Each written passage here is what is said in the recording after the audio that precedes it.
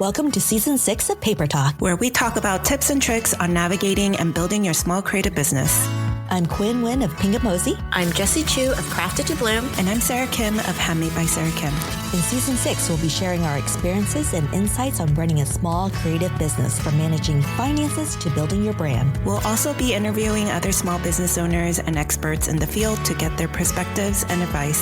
So join us as we dive into the world of small creative businesses and help you take it to the next level. Hello, welcome back to another episode of Paper Talk. Hey, Sarah, how are you doing? How was your spring break? It was so good. We visited Canada to the Bouchard Gardens, and it was seriously such a dream. And you've been there before, right? Oh, yes. I've been there a few times. We took a flight to Seattle, and then we did a 3-hour ferry ride to Victoria. Like, this was much more complicated than I thought. I thought it was going to be this easy over the border kind of trip, but it was actually really complicated. But it was totally worth it.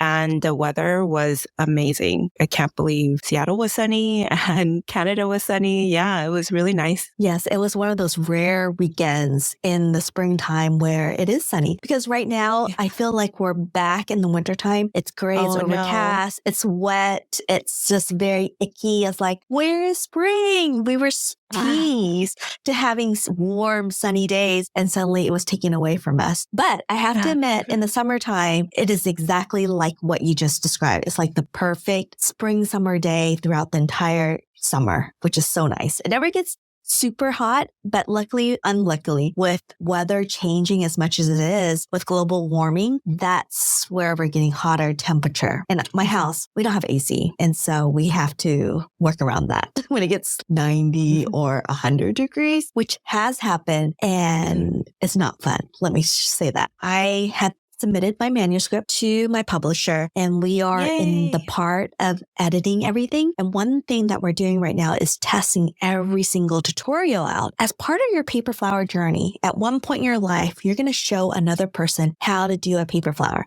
either cardstock or in crepe paper form. And we've never done an episode where we talk about the teaching components or the frequently asked questions when you do teach someone how to do paper flowers. And let me tell you, one thing that I thought was so obvious that I did not even think about until I started testing my crepe paper flowers out is the grains of the crepe paper. People didn't realize how important it was with folding and stretching out the crepe paper. I was a little bit shocked, to be honest, because I gave them the crepe paper. I told them to play around with it. I told them to read through the entire instructions before they started, but it was the grain of paper that kind of stumped all the new students that were learning how to make crepe paper flowers. That started me thinking, what other pieces that I haven't seen yet that will make other new people that want to try crepe paper flowers? How can I break down that barrier so it's not so difficult for people to enter into crepe paper? Because I feel like crepe paper flower and cardstock flowers is such a wonderful way to create flowers. And so one of the things that Sarah and I want to talk about today is how can you explain paper flowers or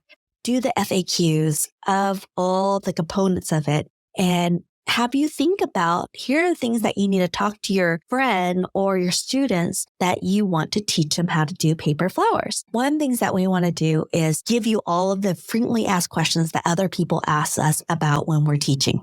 So, Sarah, what is the most frequently asked question that you get from your students besides the technical part? Because I know you also teach how to do the Cricut, how to teach the silhouette. What are some of the other things that are basic? And then we'll get into the technical part. Because in cardstock, I feel like having a machine is so critical. Actually, I think I always look past, simple shapes like cut an oval or cut a leaf shape or cut like your typical shape. And yet when I say it out loud, very beginner people don't understand. So true. And so that's why I guess those are the frequently asked questions for people that really are beginner. And I have to be very specific. And it reminds me of what you're probably going through when you're writing your book, because you almost go, cut a leaf shape, cut like a typical whatever petal shape or something, but it's not, right? It has some shape to it. And so I remember when I was writing out my script for the first time for my workshop or like a tutorial, I had to come up with words that I've probably never used or just in general to have words to explain other than just showing you what I'm doing. And so I feel like for you, when you're writing your book and you have to be like descriptive to what you're doing, it's quite a challenge. So yeah, I think one of the biggest things is I always say cut a leaf shape and everybody's, what's the leaf shape?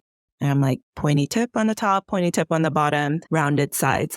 And I didn't know that I had to have those specific words to explain that. So I think, yeah, that's probably one of my top things, just because I always say that. I always say cut a leaf shape and then go on, right? But now I have to take a step back and be like, oh, I explain exactly what that's going to look like or whatever. And then probably my second asked questions are always about sizes and measurements. And I'm so not like a specific measured person. So I think that's also really tricky, because I'm sure on your book too, you would have to be very somewhat specific, like about an inch or about 2 inches. But I don't really know the actual measurements about it, of anything. I'm like, eyeball it. And yeah, so I feel like those are probably your typical things. And I actually, if you're listening and you've followed through my tutorials, I'm terrible at giving you exact measurements, but I try my best. I try to if I forget or during the process, I usually try to get a ruler and take a quick picture with my phone so that later I could write it down on my notes and let you know through my script or through instructions. So I guess those are like the two main things.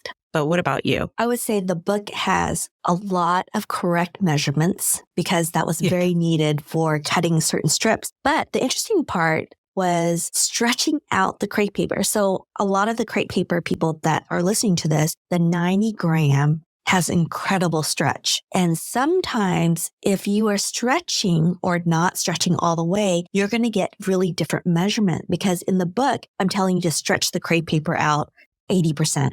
Or 100%, because you still want some of that crepe in, but you want most of it gone. And so having a final result is a little bit different. So one thing that I've done is test out stretching capability and say, when you stretch it out, it should come up to X amount. And if it doesn't, trim off extra or stretch it even more to get the measurement that I need you to get to a certain point. Another interesting thing that popped up was some of my testers didn't know how to accordion fold, which I thought was very interesting because the grains on the crepe paper makes it super easy to fold it vertically because all the grains go up and down. If you want to stretch the crepe paper, you want to pull the crepe horizontally to stretch out the paper. And so when I was going through stretching out the crepe paper, they were pulling it vertically. I was like, oh, it's not stretching. And I was like, oh no, you need to stretch it horizontally. And when they did that, their eyes opened wide. Oh, that's what you mean. And so that made me think, oh, I need to tell them to stretch it horizontally. But that didn't click in my head. And I was like, do I because put it's that so in natural to us. Exactly. So that was a real eye opener for me. And then when they were folding things, like I want them to fold to certain things to create a guiding line for fringing. A lot of them didn't know when you say fold it over, did it mean vertically or horizontal? And it just made me, it opened a whole new thing. Oh no, I have to go through the entire book now and write in vertically, horizontally for every single component. And that was something I did not think about. So that was a real eye opener. And even after I've taught hundreds of people how to do this, it never crossed because you know why? I did it with video. And with video, you can see exactly if I'm going vertically or horizontally. And I never had to state it in written form that they had to do it certain ways because photos and videos are completely different ways to teach people. So this is something that you should also think about if you are sharing certain things, especially with new people, on the versatility of crepe paper. Yeah. And I was actually a violin teacher by trade. That's what I majored in. So I understand the idea of literally teaching something completely new to a kid, really. It's funny because I always say, like, when I'm teaching adults, mostly now, they're all older ladies. It's almost what you're saying. Oh, of course you would fold it this direction because it's just natural to us. But yeah, I almost have to like take a step back and be like, no, some of these people have never touched the violin or touched the flowers. So it was like introducing the violin, the instrument, but it's like introducing paper and scissors and whatever our supplies are. Yeah. But yeah, I think there's like pros and cons to both. Like I do obviously enjoy violin and I enjoyed teaching it, but it was rough. It was rough on the ears. But then when I teach adults how to make flowers, it's interesting because I have to definitely be nicer because I was a strict violin teacher, but I have to be nicer. But then I'm like, it's horizontally folded and I'm trying to be patient and I'm trying to like still explain with the right words. Yeah, it's definitely a whole new challenge of trying to figure out how to translate what I know to in words. I had a mother and daughter, a teenage, about 15 years old, and a mom that's in her 40s. And they were doing two different flowers, but it was really interesting. I had to do a lot more hands-on with the mother, whereas the teenager they're in school and they're used to following instructions. And she thought the instructions were very easy to follow. And she didn't ask a lot of questions, but her results were great. Whereas the mom kept questioning everything, and which is great because I wanted them to question everything. And she kept asking things, but it was so different. I was like, oh, I didn't think of that particular nuance where when you have learned so much and read so many things and been exposed to so many different techniques or description of certain things that you would not think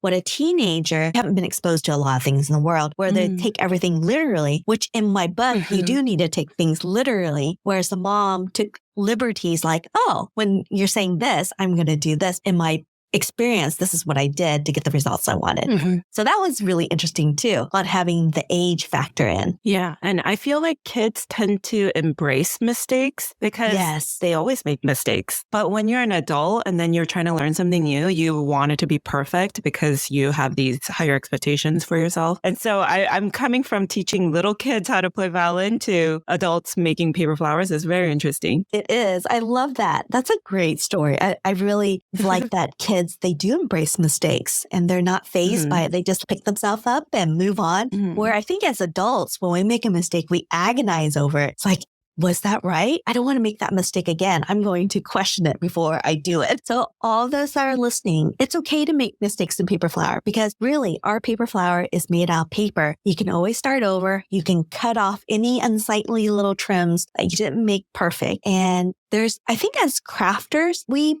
fix things. We figure a solution out for things that don't work out well, which I think is really great. And that's the one main reason why I do love paper flowers is that even though I might have done something wonky, sometimes I just embrace it because it makes our flowers so unique, which I really like. So what other questions do you get? Do you get questions about your tools and supplies? Are people so critical when we talk about using a sharp tool like a skewer or an L? Do they get really obsessed about, oh, I need that same skewer or I need that exact same tool that you have in your hand versus being, oh, I can use just like a wooden L or an orange stick to do the skewer component? Yeah, I think for me, it's a lot has to do with the actual paper. What specific color is that? Or what weight is it? And a lot of times you could really use anything. You can use thin paper, thicker paper. It doesn't really matter, but I have preference. And honestly, there's so much paper that I've collected just over the years, just from all sorts of different places. So if you really ask me, where did I get it from? I'm like, I think I got it from one of those stores, which is probably Michael's, Joann's, Amazon, any of your craft related store. But I think sometimes they want it to be very specific. No, you have to tell me this specific color, name, the weight. I do get those kind of frequently asked questions. Another frequently asked questions that I get is floral tape versus crepe paper tape, like making your own tape. And how do you go about using floral tape and how do you go about so I am a sewer myself and I've noticed with crepe paper, if you cut your crepe paper on the bias cut, your paper is going to stretch way more. And the really important part, it's going to hug the stem as you tape it around. Because if you think about it, floral tape has no grains and is super flexible. Whereas crepe paper, it has a grain. It has a harder time if you just cut your crepe paper tape horizontally straight across. But if you angle the angle like a 45 degree as you cut your crepe paper tape and get a bias tape, you're able to wrap it around a stem much more smoothly, and you'll create less bulk, and you'll find that you'll use less crepe paper tape as you go around taping the stem. And that was a really interesting thing because a lot of my testers have never used floral tape before, and they were bunching it up. They were not stretching it out to expose the glue that is hidden inside floral tape. And so I told them, if you feel uncomfortable about using floral tape or can't find access to it, even though Joanne and Michael, they do sell floral tape in the wedding section for the floral area, but you can easily make it with crepe paper. And that's another interesting part I want to bring up was my editor was talking about why are you showing a different technique on taping up your stems. I was like, some people love to use floral tape and know how to use it because they've been exposed to floral tape. And then there's some people that don't know what floral tape is and they don't know to stretch it ahead of time to expose that glue. Whereas crepe paper, you can actually get any color that you want. And floral tape, you only have brown, light green, medium green, dark green, and white. So, but there's more. I think there's also metallic, but it's harder to find. But with crepe paper, you can take any crepe paper, cut it either horizontally or on the bias, and be able to make any color that you want, which is great if you want to blend your calyx or your sepals to be a certain color. And you can use any weight. I can think you can use the German doublet, the fine. You can use the German 90, the 160, whatever color that you want, as long as it matches. And it's actually better blending it together. And I know a lot of my friends, they love using crepe paper tape. But to me, sometimes it's a little bit more messy because you have to add glue to your crepe paper to get it to hug in. And then if you use too much glue, then the glue gets everywhere. And I think a lot of beginners, they like using floral tape because their hand, even though it might get a little sticky, it won't get glued up when you're using glue with crepe paper. Do you use floral tape or what do you use to tape up your stems? And cardstock? I use floral tape, but I have been venturing out to figuring if I could use crepe paper or just whatever, like tissue paper, or even just try to find already covered stems. But yes, it's because my favorite floral tape, it's discontinued. So my pile is getting smaller and smaller. So now I'm trying to figure out like what other ways could I fix this. And I do like the idea that you have all these options with crepe paper. But my only thing is, do I have to pre-cut them, right? They don't come small. And then I have to glue it. Yeah. Yep. And then, So then that is an extra step compared to if you were to just floral tape, it just tapes onto whatever you want. So, but I mean, if I don't have the floral tape that I want and some of the floral tape that are out there right now, they're just not the best. If I have to figure out how to glue it down anyways, then maybe I should just use crepe paper. But so I did actually buy a handful of green crepe paper only because I wanted to add them onto my giant flower stems because it just took so long for me to paint it. And then if it like scratches, because I was like sealing it, but it's still scratched. So there was a lot going on. So I was like, I could just tape it down with crepe paper, because crepe paper, I could cut it thicker. Yes. Not like floral tape, but like thick strips. And then I could use it like floral tape. So it really worked out. And I've been doing it that way. And it's just so much easier. And it doesn't scratch off because I think I got one of the heavier crepe paper. So it worked. And the color that I found, I don't know, it's probably the one that I linked on Amazon, but it's like the right color for at least what I wanted it for. So I was looking into trying to figure out how to do that. But one of my frequently asked questions is definitely about floral tape. And it's people don't know how to use it. A lot of my workshops, they get very frustrated on the floral taping part because it doesn't tape. But it's exactly what you said. You have to stretch and pull and squeeze all at the same time. Yes, all at the same time. Yeah, it's not, there's definitely a technique to it. And I think a lot of these frequently asked questions really, I feel like a lot of it also has to do with just practice, especially with floral tape. You just have to practice and understand it. And once you use it a few times, you're like, oh, okay, I get it. It's riding a bike. You just need to do it a few times and you understand it. But it's still like our job to be able to tell them how to do certain parts to the flower. But yeah, floral tape is definitely a big one. How about coloring? Do you have any questions from your students on coloring mediums? Do they want the exact marker or paint that you're using? Because I feel like coloring for crepe paper, there's watercolor, there's gouache, there's acrylic. It's really about the results that you want. To me, watercolor gives you a more natural coloring on the crepe paper, whereas gouache is a combination of acrylic and watercolor together. Mm-hmm. And then you have acrylic, which is a much thicker. So you actually get like a coating on top. And then, of course, there's alcohol marker and watercolor marker. There's so many different types of mediums out there, and we can go on and on. But I think it comes down to your preference. Learn from the teacher first, and then go to what pleases you the best, what you're familiar with, or even what you have on hand. Because the more you learn what you have on hand, the more advantage that you're going to get before you go acquire new tools. And I know we always want the next shiny object out there. And I've been trying to declutter my life and work with what I have right now. And I think it just makes you a better artist, because then you really get to start understanding what tools you do have on hand and how flexible that you can be, saying, oh, this person says to use gouache, but I don't have gouache. I have watercolor and I have acrylic. You know that watercolor and acrylic mixed together is gouache. So think about that. And also think about, I'm using a specific magenta color. You don't have magenta, but if you know your color wheel, you can combine colors together to get the color that you want. And that was something that was really interesting with my tester, say, what if I didn't have this color? Do I need to go out and buy it? And I was like, then I just brought up the color wheel, like I just mentioned. And they're like, oh, you're right. It's blue and yellow makes green. And so if you think about all the different colors you can make with the three main primary colors, you pretty much get any color that you want, which is really great. Yeah. And I feel like that part was actually a part that I've never really sat down and taught, but I kept getting the same question about how to color or how to add color or how to, and I'm like, oh, I didn't even realize I've never really talked about that part, because the most important part, I think, is putting the flower together. And typically you can find whatever color you could probably look for. And then if you really get advanced into it, then you can look into experimenting with coloring. And it wasn't actually until recently that I decided to finally just, be like, this is how I color it. I literally just throw a bunch of ink onto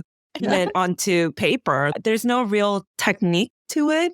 Yes. And so I thought it was a very simple idea of trying to experiment with different paints or different markers or whatever. And I feel like for you, it's like such a huge challenge to have all of that in a handful of pages, right? Because you can't sit there and really go through every detail of that. And so even in my workshops, I'm like, of course I can't go through coloring with you guys because I only have 2 hours and we make the flower with a solid color paper in 2 hours. So imagine if I added color to it, that would be like another 2 hours because you have to wait till it dries. And it's just endless amounts of experience put into a couple pages of scripts for me and a couple pages for you in your book. Yeah. But that's definitely one of my frequently asked questions as well about painting and coloring and finding different colors. I think it's just trial and error, a lot of it.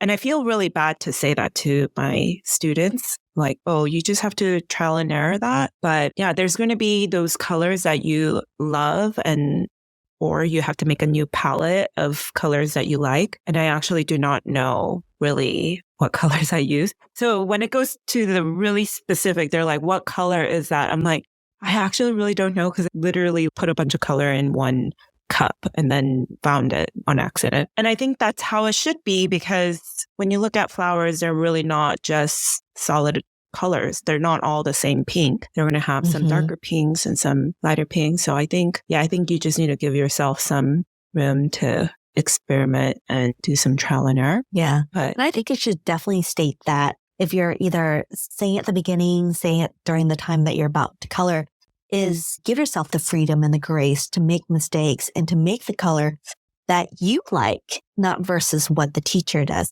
because that's where you can differentiate yourself from the other students or the other artists in the room. And it's funny because when I'm the student, because I take workshops and I go to classes to learn new things, And I'm totally that student. I'm like, no, I want to know exactly what you did. But it's funny that like when I'm the teacher and a student asks me that, I'm like, really? Then the other way around, as a student, I want to know exactly. So I think actually another good thing, another good tip in general is to be a student once in a while. So you know what it's like and what little questions that you think wasn't necessary as the teacher. But when you're the student, you're like, yeah, I want to know these questions. Yes, so exactly. I actually, when I write out my instructions, I do try to think very simple and I don't use any scientific words or like any words that I wouldn't really feel like most students know.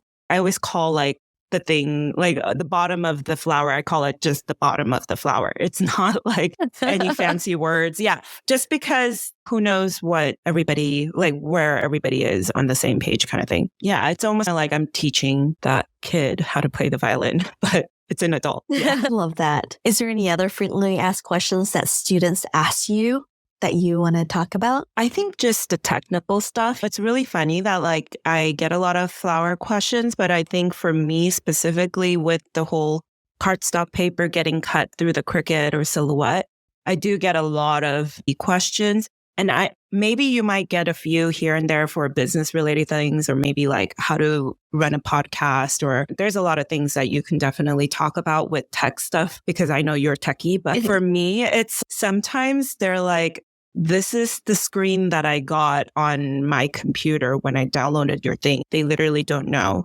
after that. Mm-hmm. Like they give me a screenshot. I'm like, oh, okay. And I didn't realize that like my new job now is going to be IT on how to figure out your computer and how to download unzipped files. And I actually never knew how to unzip files on my phone either. But there's a lot of Cricut users that use it through their phone or their iPad through an app. And I didn't know. And I was like, oh, you can unzip it through your computer. But they're like, I don't have a computer. We use my iPad or my phone. Because you could do that. Yeah. And I was like, I didn't. And so I had to learn how to do that. It's not that complicated, but it's just something that most people, I didn't know, but I don't know if everybody else didn't know. But that you could unzip a file through your phone. Yes. So that's probably one of my frequently asked questions about tech stuff. That's so interesting. Who knew paper flowers would have so much tech questions? I know, but and especially now when we start talking about like cameras and about software that we use to figure out, I don't know, like how to write a book or how to host a podcast. There's just so much. And then the whole business behind it on trying to put it on like your website. Or it gets pretty intense about tech stuff. Yeah. It really does. I feel like a lot of times instead of me creating paper flowers, I'm in front of the computer going through all this tech stuff, trying to either edit, make graphic designs, all these different things, answer emails and create templates. And it's a lot of tech stuff when teaching people how to do or talking about it. So interesting to me. I mean, that we have to learn so much. And the good thing is though, now I feel like there are so many resources out there when it comes to those kind of things. So it's great. Whereas before I can't imagine like trying to figure out how to host a website. Like now I feel like it's easier, but I feel 10 years ago when I first started, it was like, oh, if you had a website, you're a real big professional person because it wasn't that common. Like a decade ago, I think it's changed so much. When I first started, it was so expensive to have a basic website. So I think it's still expensive now, but it's just different because they have so many options. They make it so easy now where everything is templated out. All you need to insert a text, your own words, and suddenly, bam, you have a website. Before you had to know HTML to really create those cool buttons or the certain colors that you wanted. Now they make it so easy, which is so nice. So you can focus on other things. All right, you guys, if you have any FAQs that you want us to answer, please put it in the comments. Let us know so we can talk about a little bit more and explain some of the different things that we have encountered. But before we end, Sarah, what are you obsessing over as snacks right now? Because I just came from Canada, we brought a bunch of Canadian snacks, like snacks that you can't find in United States. And my biggest takeaway from Canada is they're really obsessed with ketchup flavored snacks. And so I actually found And we don't have that here. So like ketchup flavored Cheetos, ketchup flavored Lay's and Ruffles. They also have this seasoning where it's called all dressed seasoning. Yes. And to me, it just tasted, what did it taste like? Maybe a little bit of ranch, but not really ranch. I don't know. But we don't have that here. And then what else we got a bunch of like maple flavored things, but some stuff that I feel like we've had here. But I want to say from all of the testings of snacks in Canada, my favorite was probably the ketchup flavored Cheetos. They trick you because they look like hot Cheetos because they look red, like red Cheetos. But then you eat them and they're like sweet and tomatoey. Yeah, it's like ketchup. It's really good. Yeah, but I wonder why it never really made it here because I think it would do well in America too. But I think it would too. Yes. That's one of the things we always get when we go to Canada is ketchup. Chips. It makes sense when it's potato chips with ketchup to me because it is like you're dipping your French fries into ketchup kind of thing. They were all good. Yeah. What about you? Mm-hmm. What's your favorite snack these days? Oh my gosh. What am my favorite snack right now? I would say it's more of a drink. So I've been noticing I've been gravitating toward jasmine tea. So I'll usually have 1 cup of coffee in the morning, but then the rest of the day, it's like this jasmine tea I keep grabbing. And it's from Hardney's and Son. And they have this amazing, very fragrant jasmine tea, which I've really been loving. I went to an afternoon tea in Canada. It was so cute. And it was like, I think that's what you do in Victoria. But yeah, we went and it was definitely a cute experience that I would have preferred with like my girlfriends, not my husband and my family. So next time, me and you, we're going to go. Yes, please. Let's make it happen. Yes, I would have to say my husband would not appreciate having tea and small sandwiches and little cakes. I was like, these are so tiny. I'm not getting full. But I love it. I love afternoon teas. So fun. All right. Thank you so much for joining us today. And we'll see you again next time.